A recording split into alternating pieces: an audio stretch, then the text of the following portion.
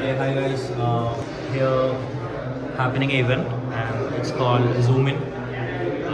Zoom In means in our career and what to say our career roadmap, things like that, and like hierarchy wise, how as a graphic designer to creative director or art director, and yeah, something like that. It's about exhibition, a day of clarity of career, yeah, we can call that. And right now happening a session and the industrial experts are here, and it's Musa from Curb Studio, and he doing branding and all stuff, and he's a pretty good designer, and yeah, we can watch what he saying. Yeah. അപ്പോൾ ഇത് typography ഒരു പാർട്ടാണ്. അതിൻ്റെ കൂടെ colour ഉണ്ടാവും, അതിൻ്റെ കൂടെ images ഉണ്ടാവും, അങ്ങനെ ഒരുപാട് എലമെന്റ്സ് കൂടി ചേർന്നിട്ടാണ് ഈ ഒരു സാധനം നമ്മൾ കറക്റ്റായിട്ട് കമ്മ്യൂണിക്കേറ്റ് ചെയ്യാം. അപ്പോൾ അതിലൊരു പാർട്ട് മാത്രമാണ് ടൈപ്പോഗ്രഫി.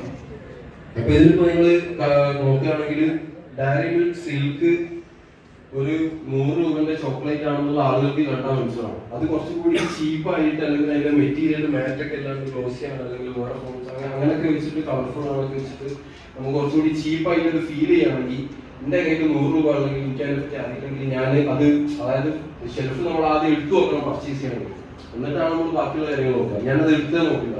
അപ്പൊ റൈറ്റ് കസ്റ്റമർ ഞാൻ പോയി. അപ്പൊ അപ്പോഴും ഡിസൈൻ പ്രീമിയം ആയതുകൊണ്ട് അതിന് ഗുഡ് ഡിസൈൻ ആവുന്നില്ല. ആൾക്കാര് എന്താണ് എടുക്കുന്നത്, അല്ലെങ്കിൽ ആൾക്കാര് റൈറ്റ് ഓഡിയൻസ് ആണോ അത് ഫസ്റ്റ് പ്ലേസ് അത് എടുക്കുന്നത് എന്നുള്ളതിലാണ് കാര്യം. ഇനി ഇതിൽ തന്നെ കുറെ ഈ പൊസിഷനിങ് ഒക്കെ പറയുമ്പോൾ ഡയറി മിൽക്ക് നമുക്ക് couples, girl friends, boy friends gift ചെയ്യാൻ അല്ലെങ്കിൽ അങ്ങനെ പൊസിഷൻ ചെയ്യുന്ന ഒരു സാധനമാണ്. ഇപ്പൊ സ്നിക്കേഴ്സ് ഈ പറഞ്ഞ പോലെ എനർജി ബാറായിട്ട് ഒരു പൊസിഷൻ ചെയ്യുന്ന ഒരു സാധനമാണ്. അപ്പോൾ ഇതൊക്കെ നമുക്കൊരു ഗ്യാപ്പ് ഇല്ലെങ്കിൽ നമ്മൾ തന്നെ ഒരു സ്റ്റോറി ഉണ്ടാക്കിയിട്ട് നമ്മൾ തന്നെ ഒരു പൊസിഷൻ ചെയ്യാന്നുള്ളതാണ് കൺസ്ട്രക്ട് ചെയ്യുന്നത്.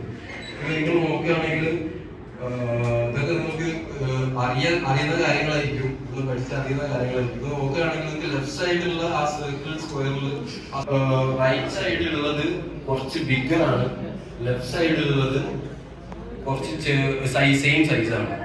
അപ്പോ ഇതെന്താ വെച്ച് കഴിഞ്ഞാല്, അതായത് ഇതിന്റെ ടോപ്പ് എൻഡില് സർക്കിളിന് വെറും ഒരു ചെറിയൊരു പെർസെന്റേജ് മാത്രമേ ഉള്ളൂ. അതൊരു കാരണം കൊണ്ടാണ് നമുക്ക് അങ്ങനെ തോന്നുന്നത്. അപ്പൊ ഇങ്ങനത്തെ ഒരുപാട് മറ്റേ ഫോംസ് ആണല്ലോ ബേസിക്കലി. നമ്മളിപ്പോ ലോഗോ ആണെങ്കിലും ടൈപ്പോഗ്രഫി, ഫോൺസ്, കാര്യങ്ങൾ എന്താണെങ്കിലും നമ്മൾ ഫോംസ് വെച്ചിട്ടാണ്, ഷേപ്സ് വെച്ചിട്ടാണ് ചെയ്യുന്നത്. അപ്പോൾ ഇങ്ങനത്തെ കാര്യങ്ങളൊക്കെ അറിഞ്ഞു കഴിഞ്ഞാൽ നമുക്ക് ബെറ്റർ സാധനം, വെൽ ബാലൻസ്ഡ് ഡിസൈൻസ് ഉണ്ടാക്കാൻ പറ്റുള്ളൂ. നമുക്ക് കുറച്ച് ചെറുതായിട്ട് ഫീൽ ചെയ്യും, പക്ഷെ അതും ആക്ച്വലി സെയിം സൈസാണ്. അപ്പോ ഇതും